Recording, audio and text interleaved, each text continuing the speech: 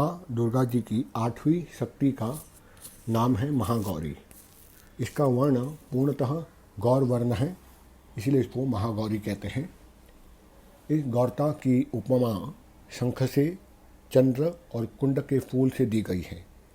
इनकी आयु 8 वर्ष की मानी गई है, इसलिए कहते हैं अष्टवर्णा भवेत गौरी। इनके समस्त वस्त्र और आभूषण ये भी श्वेत रंग के हैं।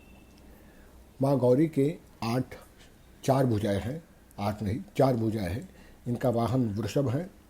इनके ऊपर दाहिने हाथ में अभय मुद्रा है और नीचे वाले दाहिने हाथ में त्रिशूल धारण किया है। वहीं ऊपर वाले बाएं हाथ में माँ के हाथ में डमरू है, वहीं नीचे वाले बाएं हाथ में वर मुद्रा है। इनकी मुद्रा अत्यंत शांत स्वरूप में है। अपने पार्वती रूप में उन्होंने भगवान शिव को पति रूप में प्राप्त करने के लिए बड़ी ही कठोर तपश्चर्या की थी। इनकी प्रतिज्ञा की कि विक्रियम वरदम शंभुम नान्यम देवम महेश्वरात् नारद पंचरात्र में कहा गया है। और गोस्वामी तुलसीदास जी के अनुसार भी उन्होंने भगवान शिव को वरण करने के लिए कठोर संकल्प किया था।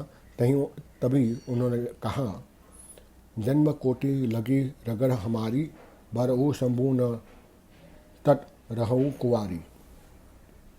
और इस कठोर तपश्चर्या के कारण इनका शरीर एकदम ही काला पड़ गया। इनकी तपश्चर्या से प्रसन्न होकर जब भगवान शिव ने इनके शरीर को गंगा जी के पवित्र जल से मलकर धोया, तब वह विद्युत प्रभा के समान अत्यंत कांतिमान और गौरवर्ण हो उठा। तभी से इनका नाम महागौरी पड़ा। दुर्गा पूजा के 8वें दिन महागौरी की उपासना का विधान है। इनकी शक्ति अमोघ और तुरंत फल देने वाली है।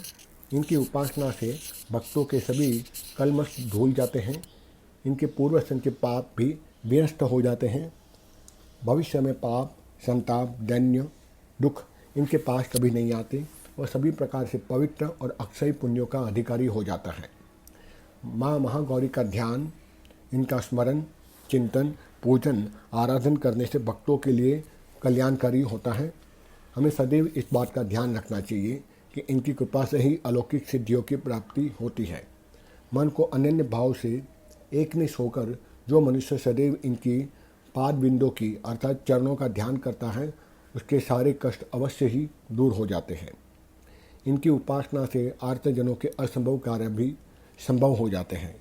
अतः इनके चरणों की शरण पाने के लिए हमें सर्वाधिक प्रयत्न करना चाहिए।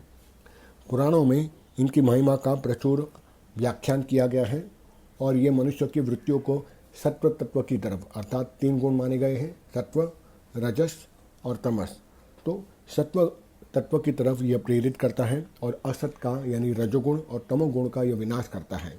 हमें विपत्ति भाव से सदैव इनकी शरणागत होना चाहिए। इसीलिए शास्त्रों में कहा गया है, श्वेत वृषे समारुद्धा श्वेतांबरा धरा शुचि महागौरी शुभम ददात महादेव ब्रह्मोददा।